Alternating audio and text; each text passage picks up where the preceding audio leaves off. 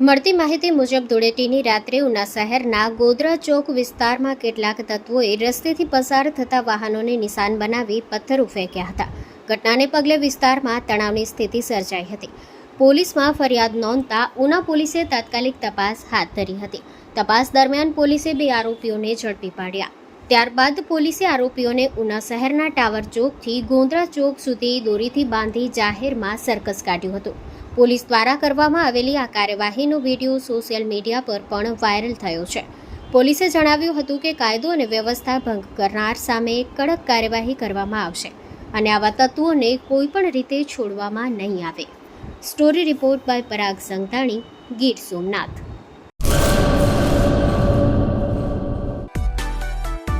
માં motor driving, safe and sure driving. Driving એ શોખ સાથે આપની મોટી જવાબદારી પણ છે.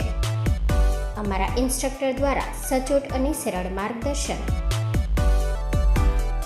આપની રોજની તાલીમની માહિતી મેળવીને શું અધુરાશ છે એના ઉપર પૂરું ફોકસ કરાય છે.